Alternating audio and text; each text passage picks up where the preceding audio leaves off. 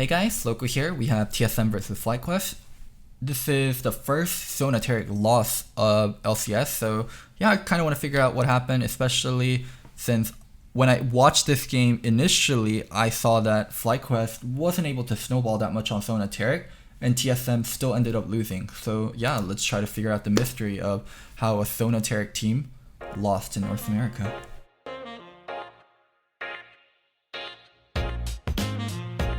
Irelia ban, Aatrox ban, we're going to see Yuumi ban, Ryze ban, Sylas ban, very standard champions to ban out. Sylas. Draft has gotten so typical. Ooh, Olaf. Olaf ban usually signals I want to be picking Sejuani. Or I don't want you to have early game control. It signals one of the two. Ooh, Sejuani ban. FlyQuest read it as, you want to pick Sejuani. SONA pick.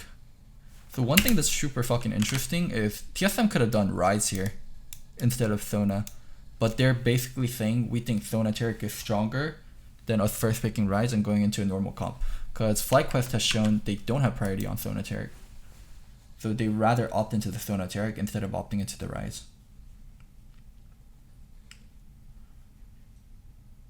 Jace. Ooh, I really do not like how much FlyQuest prioritizes Jace. I just don't think that champion's that good in the meta anymore, but they fucking love that champ.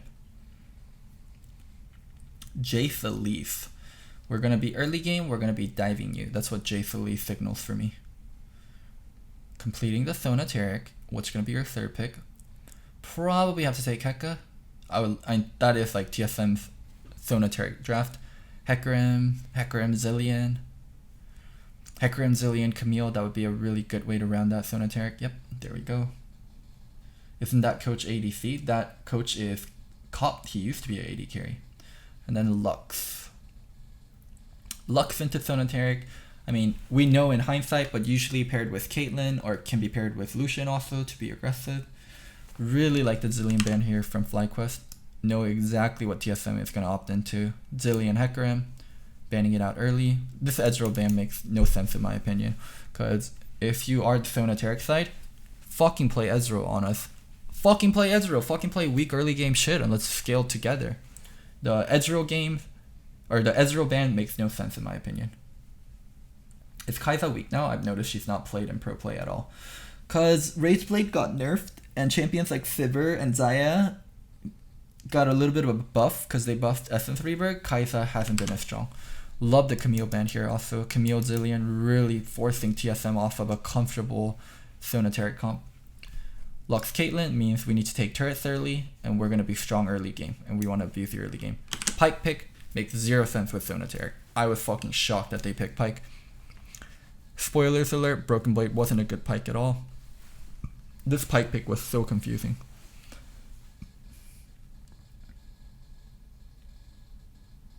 Oh, fifth pick Ryze. So there is synergy between these three picks, but there's very little synergy between the Pyke and the Ryze with rest of the comp. So that's where TSM's draft took a little bit of a hit. On the other hand, FlyQuest, because you blinded Pyke, Viper is so happy. Viper is like, holy fucking shit, you fucking dare blind pick Pyke versus a Ribbon one trick. Let me come at you with this Ribbon pick. Let me fucking come at you.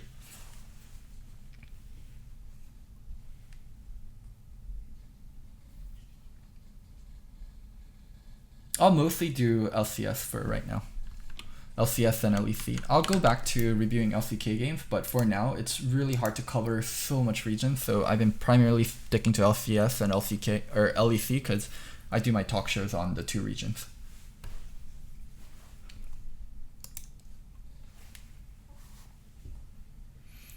Did they pick Pyke thinking Jace was going to go top? I mean, that's one way to rationalize it, but I mean, they can... Pobelter has played multiple Jace mid lane games, so maybe that was over eager for TSM to think this Jace is going to be top no matter what. I think Pyke pick is better than the Ryze pick. I disagree. I think the pipe pick opens up the ribbon pick so much for FlyQuest. Like, ribbon is a conditional champion. You can't just blind ribbon. You kind of have to, like, set yourself up for it.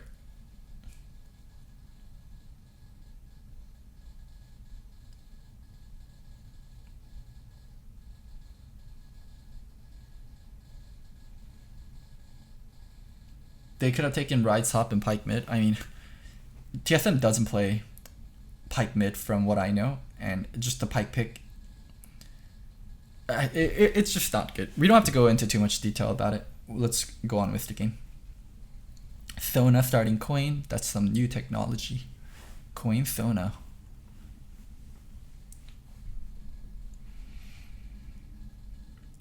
I'm guessing they're going coin SONA because they feel like I can't really harass with my Q versus a fucking Caitlyn Lux.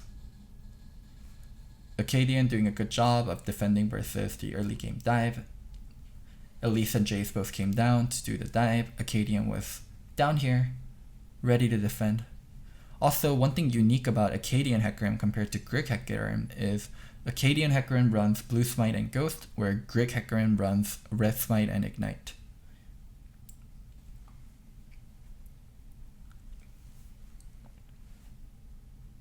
SONA TPing back. Upgraded coin. Let's farm this lane.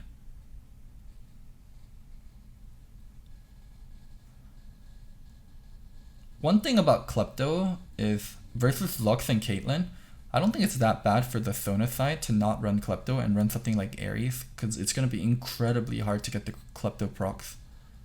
I'm pretty sure Zeben didn't even get that much Klepto procs this game. Like, your versus a Lux and a Caitlyn, it's so dangerous for the SONA to walk up and auto. I think there are certain games where the SONA should be running Ares and teams like almost just like opt into Klepto like without thinking about it.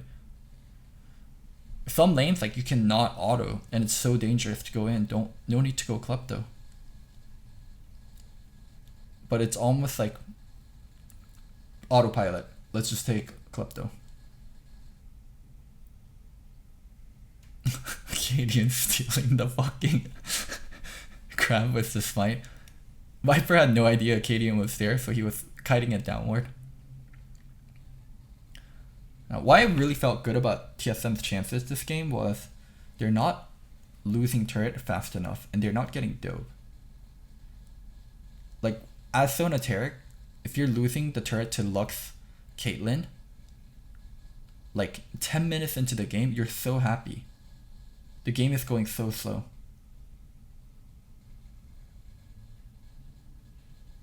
Turtle probably went Biscuits because of autopilot. A lot of things people are doing is because of autopilot. You're not even... Wow, this is so good for SONA TARIC.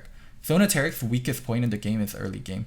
The fact that they're actually the ones getting kills and not losing turret feels so fucking good for SONA TARIC. This is like dream SONA TARIC situation. Also, Caitlyn and Lux double pinked where the brushes. If you can see, there's pink words on both brushes to make sure no one can TP behind them. Rise TP or Pike TP would be disastrous.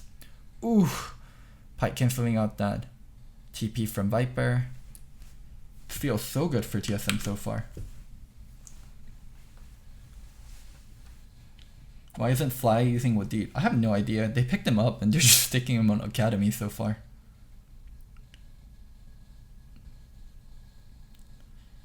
Yeah, this is a fucking amazing SONA TARIC game. 10 minutes, no turrets, and you're the one with the kill.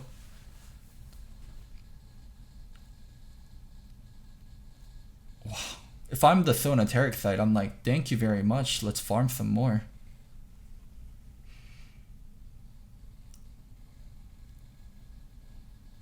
Oof.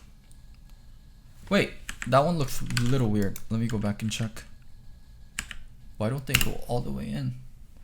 JJ. Oh, Acadian. My man. That is not how you play the Hecarim. You're ghosted. He used E. Get the stun off. Wait, your broski's getting the stun off for you. Get the stun. He gets the stun. And then he should fear and charge backwards. There's like this distance can be closed if he stacked the CC better. And if Sona got to use ult on Lux, Lux would die. Lux has no flash. This was so close to just being a free Lux kill. Kill the Lux right there. Delay Caitlyn Lux getting ahead even more further on you.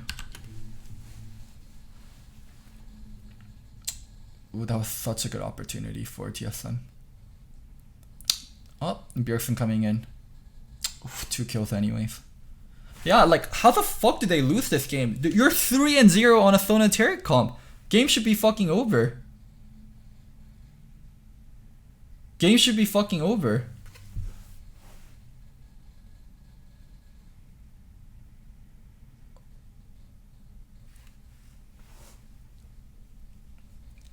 Game should be fucking over. How's my LCS experience today? Just very typical. It was, watched 3 games, did a few interviews, went home, streamed. God damn.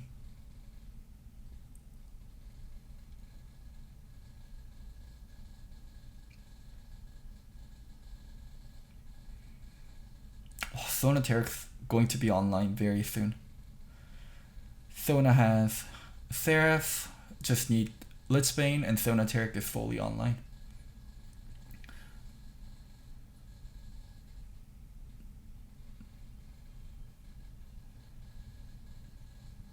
FlyQuest, only 9 plates, only 1 turret. TSM a little bit late on the Herald, wasn't able to get plating, but damage on mid turret field. Oh! What did I just see there?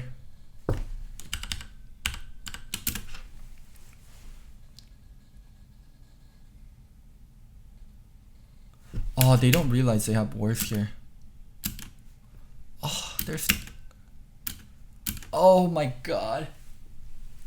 Oh my god. Turtle has no cleanse. If he got hit by this, it's so dangerous. JJ got pulled off to the side. Has flash. They do kill JJ. Yikes. Yikes. Yikes. Oh my god.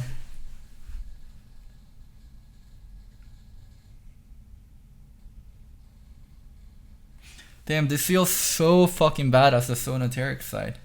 You're not supposed to lose teamfights as SONA TARIC. Teamfights against SONA TARIC are supposed to feel impossible. Also, Greg should, or not Greg, Zeben should hit his ult or let Acadian lead. Like, letting Acadian lead with Hecarim ult plus TARIC stun sets up SONA TARIC so much better and easier. When Hecarim goes in, like, that teamfight picture just looks so much better than when SONA goes in. If he hit a God ult there, it would have been fine too, but if you're not confident on your God ult, just let the Hecarim start the fight.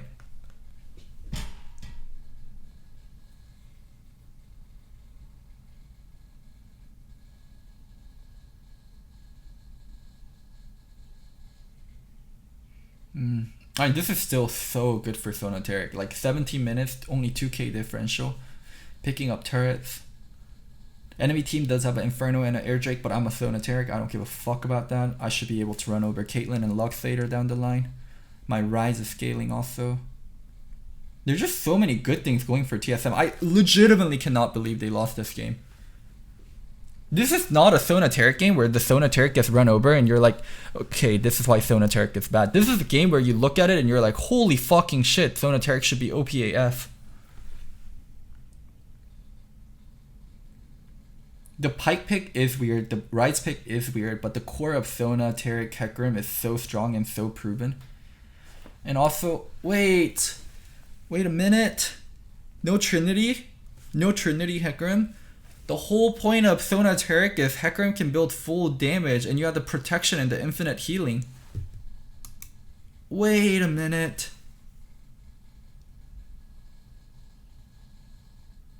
Also, this is such a great game to go Tenacity and Ninja Tabby. Why Mercs? Tenacity, Ninja Tabby, Trinity. Wait! This itemization is so wonky. Wait, I'm actually so fucking confused. Why is he not going Ninja Tabi with Tenacity Mastery? Legend Tenacity. Legend Tenacity, Ninja Tabi, Trinity. He's going Sterix. Yo. Sterix gives Tenacity also. You don't understand. I truly do not understand why you don't go Legend Tenacity. I think Legend Tenacity is the single most broken shit. I think Legend Tenacity is the single most fucking broken rune. Alright, let's see this team fight though. Smooth, a little early on the ult. How did that go down? Okay. Oof. Hecarim engaged getting cancelled by a skill shot. This feels bad. This feels so fucking bad. Hecarim engaged getting cancelled by a skill shot while you're ghosted and boosted. This isn't a Taric R problem. This is an Acadian should have not gotten hit by that skill shot problem.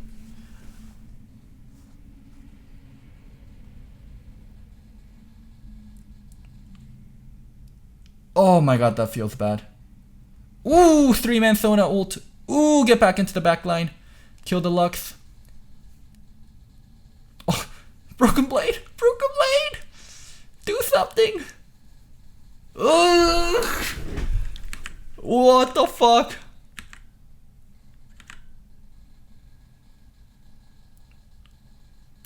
What is Broken Blade doing?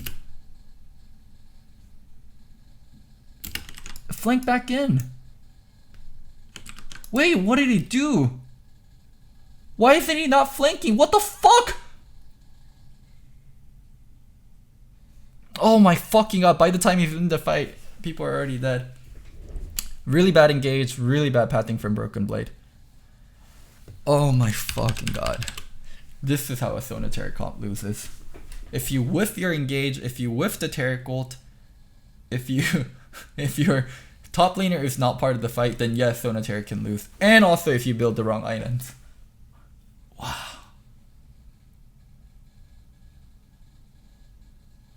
I'm shocked. I'm fucking shocked. Damn, this was so good from Zben. Oh, just needed people to fucking come in. Oh my god, and look at this ribbon. Acadian and Broken Blade trolled there.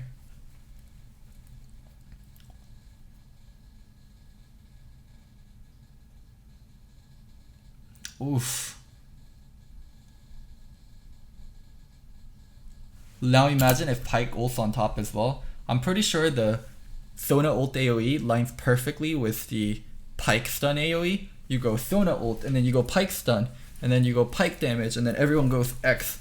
And then Pyke just goes for Wakanda, for Wakanda. He just goes for Wakanda 3 times and they win the team fight.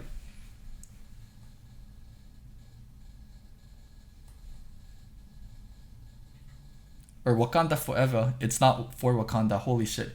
Oh my god. Black Panther is one of my favorite movies and I said for Wakanda, not Wakanda forever.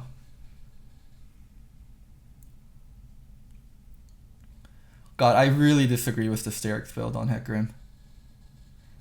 The whole point of Sona TARIC Hecarim is you get to be invulnerable when you're diving in. Like, that's the whole point of Sona TARIC.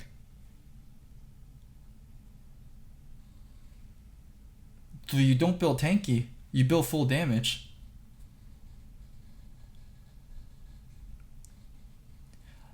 I still think Acadian, like, is a legit player, like, finals, all that stuff, but, like, this game is, like, really puzzling for me.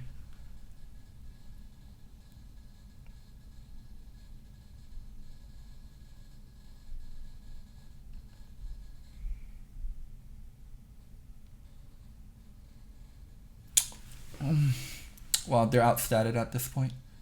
And also, people have stopwatches to cancel out the Pyke. Oh my god, I cannot believe TSM lost this way. Holy fuck. Holy fucking shit.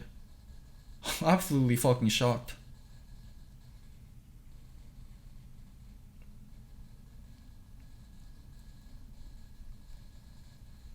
Wow, they had a Sona TARIC comp that got ahead early and they still lost.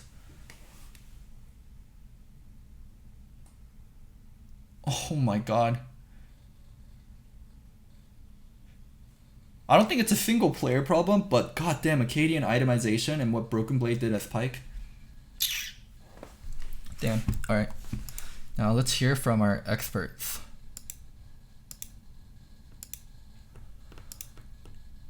I'm gonna be shocked if they don't call out the item build. I will be absolutely fucking shocked. Please call out the item build. That is, but I think we have to talk about some of the champion select points as we heard Viper's thoughts. Pike bad. Talk about that. Rise a little weird. On the Riven into the Pike, but before we even get to that matchup, TSM junglers. Last week, Acadian suffered the loss on Saturday. Grig took the win with a very similar composition on Sunday. Got the Hecarim in the jungle next to a SONA TARIC, differing solo laners. But this time around, they decided to give Acadian the same opportunity with the Hecarim in the jungle, supported by the SONA TARIC, but don't get the victory. Now, I don't believe that this was a game that you could say this was Acadian's difference with Grig. I think that TSM... What? Crumbs? Are you fucking serious? He built Mercs and Sterix. Do not tell me this wasn't Acadian's fault. I think blame should be fairly allocated, but Acadian's build was ass this game. Do not fucking tell me that, Crumbs. As a whole, failed. As a unit, every time it came to a 5v5, which actually wasn't that many times, but it was just enough for FlyQuest to take the Baron, win these fights, and just snowball What? completely. So TSM needs to really look at themselves as a team and figure it out, because that's exactly what happened in their loss against TL as well. I think it was interesting that FlyQuest kind of gave him that exact same comp that they won with and said, we'll beat you at what you want to play. And it's a very, slow style. SONA TARIC, for the most part, is not a very aggressive composition that comes online later. And in the first half of the draft, when I just disagree so much with Crumbs there. I was like, I'm scared for FlyQuest. I love the FlyQuest draft. Yeah, the first half... Mark seems fine into that comp. Ribbon, Jace, Caitlyn, Ninja Tabby, and Legend Tenacity is so fucking good. I'm telling you, Legend Tenacity just allows you to forego Mercs completely, and you still get all that tenacity, and you get the defensiveness of Ninja Tabby. I'm just, trust me on this, like, that was definitely a Legend Tenacity plus Ninja Tabby game. Just, that, I can say this with so much confidence. When it later showed that it was a double flex to get that mismatch against the Pike, I started loving what the draft was, even though it's not really a strong team comp per se. It's a lot of win lane, win game, and then hopefully the Riven can pop off. And they did that, and that's surprising because FlyQuest has always been a kind of middle-of-the-road team in terms of aggressiveness, in terms of combined kills per minute, in terms of team kills per deaths. And so I was scared that they couldn't pull this off, much the same way I was when oh my god. They picked Pike, they couldn't pull it off. And I was really nervous heading into this game for them. That's a beautiful anti-synergy there between Sven and Broken Blade's Pike, which still, it was not amazing. What was amazing was Viper's Riven. Every single time he gets his hand on this champion, it goes really well. And this is the fight that really broke the game wide open, because Broken Blade needs to get back in the fight. I hope they talk about Broken Blade trolling here. It's split off. TSM does not have Taric ultimate, and Centaurion makes a great flash, but who makes this call to re-engage? That is Acadian right there. He goes for this play, and yes, you get JJ, but he's been dying by himself all game long. You didn't have to commit that much to do this, and so Broken Blade never quite joins the fight. Bjergsen only now is really starting to deal damage.